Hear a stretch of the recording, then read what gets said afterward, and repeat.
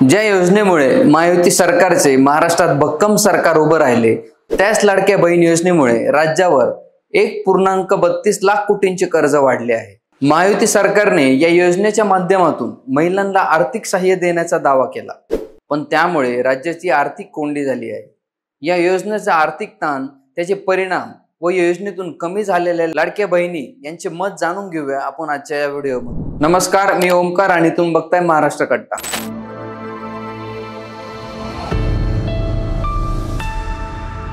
महायुती सरकारने लोकसभेच्या पराभवानंतर जुलै 2024 मध्ये विधानसभा निवडणुकीच्या पार्श्वभूमीवर मुख्यमंत्री माझी लाडकी बहीण योजना सुरू केली। 21 ते 65 वयोगटातील आणि वार्षिक कुटुंब उत्पन्न 2.5 लाख रुपयांपेक्षा कमी असलेल्या महिलांना दरमहा 1,500 रुपये देण्याचा हा निर्णय होता। ही योजना लोकसभा निवडणुकीतील पराभवानंतर मतदारांना आकर्षित करण्यासाठी आणली होती। निवडणुकीच्या प्रचारात महायुतीने 1,500 रुपयांऐवजी 2100 रुपये देण्याचं आश्वासन दिले, त्यामुळे महिलांमध्ये उत्साह निर्माण झाला। या योजनेसाठी 2024-25 च्या अर्थसंकल्पात 46,000 कोटी रुपये ठेवण्यात आले आणि आतापर्यंत 2.38 कोटी महिलांना लाभ मिळाला। या आश्वासनाने महायुतीला निवडणुकीत 288 पैकी 236 जागा जिंकण्यास मदत झाली, पण आता या योजनेची आर्थिक किंमत राज्याला भारी पडत असल्याचे दिसत आहे। या योजनेच्या अंमलबजावणीमुळे राज्याची आर्थिक स्थिती बिकट झाली आहे।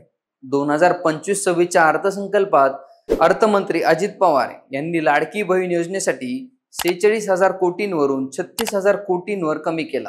राज्याच्या एकूण कर्जभार 9.3 लाख कोटी रुपयांवर पोहोचला आहे आणि उत्पन्न खर्चातील तूट रेव्हेन्यू डिफिसिट 45,891 कोटीवर गेले आहे। या योजनेमुळे राज्यावर 1.32 लाख कोटींचे अतिरिक्त कर्ज वाढले आहे आणि आर्थिक ताणाला फक्त लाडकी बहीण योजनाच कारणीभूत नाही, तर शेतकऱ्यांसाठी कर्जमाफी, तरुणांसाठी प्रशिक्षण योजना आणि वृद्धांसाठी तीर्थदर्शन योजना यांसारख्या लोकप्रिय योजनांचाही यात हात आहे। 2.5 कोटी महिलांना 2100 रुपये देण्यासाठी दरवर्षी 63,000 कोटी रुपये लागतील, जे सध्याच्या आर्थिक परिस्थितीत अशक्यप्राय आहे। एप्रिल 2025 मध्ये सरकारने आणखीन एक धक्कादायक निर्णय घेतला। 8 लाख महिलांचे मासिक अनुदान 1,500 रुपयांवरून 500 रुपयांवर कमी करण्यात आले, कारण या महिला नमो शेतकरी महासन्मान निधी योजनेतून आधीच 1,000 रुपये घेत होत्या।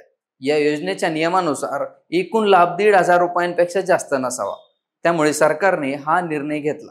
यामुळे सरकारची दरमहा 80 कोटी रुपयांची बचत होणार, पण या लाभार्थ्यांमध्ये असंतोष पसरला आहे। याशिवाय लाडकी बहीण योजनेमुळे इतर क्षेत्रावरही परिणाम झाला आहे। महाराष्ट्र राज्य कंत्राटदार संघटनेने दावा केला की या योजनेच्या सुरुवातीनंतर सरकार कंत्राटदारांचे 89,000 कोटी रुपये थकले आहेत। यांपैकी 46,000 कोटी रुपये सार्वजनिक बांधकाम विभागाकडून थकले आहेत। कंत्राटदारांचे म्हणणे आहे की जुलै 2024 नंतर लाडकी बहीण आणि इतर निवडणुकपूर्व योजनांमुळे सरकारकडे निधी शिल्लक राहणार नाही, ज्यामुळे पायाभूत सुविधांच्या कामांवर परिणाम झाला आहे। विरोधी पक्षांनी या योजनेच्या आर्थिक परिणामांवरून सरकारवर जोरदार टीका केली आहे। शिवसेना गटाचे नेते उद्धव ठाकरे यांनी हा अर्थसंकल्प बोगस ठरवला आणि म्हणाले, लाडकी बहीण योजनेच्या नावाखाली मतं मिळवली, पण आता तीच योजना बंद करण्याचा प्रयत्न आहे। हे निवडणूक जुमला होते। काँग्रेसने सरकारवर आरोप केला की निवडणुकीनंतर आता महिलांना फसवले जात आहे, कारण 2100 रुपयांचे आश्वासन पूर्ण झाले नाही। शिवसेना नेते आणि खासदार संजय राऊत यांनी तर सरकारला कठोर शब्दात सुनावले। लाडकी बहिणीबाबतच आज सरकार 500 रुपयांवर आलंय, उद्या शून्यावर येईल। महाराष्ट्राची आर्थिक स्थिती चांगली नाही, कर्मचाऱ्यांचे पगार द्यायलाही सरकारकडे पैसे नाहीत। गेल्या 3.5 वर्षात राज्याची आर्थिक स्थिती पूर्णपणे बिघडली आहे। दुसरीकडे सरकारने आपला बचाव केला आहे। महिला व बाल कल्याण मंत्री आदिती तटकरे यांनी सांगितले की योजनेचा लाभ घेणाऱ्यांची यादी तपासली जात आहे आणि पात्रतेच्या निकषांनुसार बदल होऊ शकतात। 2100 रुपये देण्याचे आश्वासन पुढील काळात पूर्ण केले जाईल, जेव्हा आर्थिक परिस्थिती सुधारेल। मुख्यमंत्री देवेंद्र फडणवीस यांनी सांगितले की हा अर्थसंकल्प दीर्घकालीन आर्थिक स्थिरतेचा प्रयत्न आहे आणि लोककल्याणकारी योजनांना प्राधान्य दिले जाईल। या योजनेतून लाभ मिळणाऱ्या महिलांमध्ये नाराजी पसरली आहे। त्यांचं म्हणणं आहे की आम्हाला असं वाटलं होतं की 2100 रुपये मिळतील, पण आता फक्त 1,500 रुपये मिळत आहे आणि आता तेही 500 रुपये झाले। घर खर्चाला हा पैसा अपुरा पडतोय।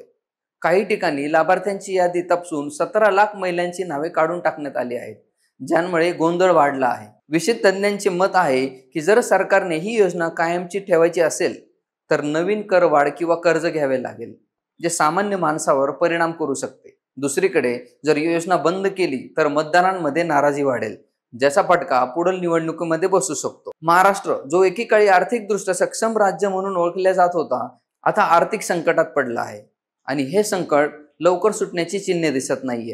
सरकारने हे कर्ज घेऊनही योजनेची अंमलबजावणी करावी का, की आता ही योजना थांबवावी? सरकार लाडक्या बहिणींना फसवत आहे का, की संपूर्ण महाराष्ट्राच्या विकासालाच गोत्यात आणत आहे? कमेंट करून नक्की सांगा. जर तुम्हाला अशाच महत्त्वपूर्ण व्हिडिओ आवडत असतील तर महाराष्ट्र कट्टा या आमच्या YouTube चॅनलला नक्की सबस्क्राईब करा. धन्यवाद.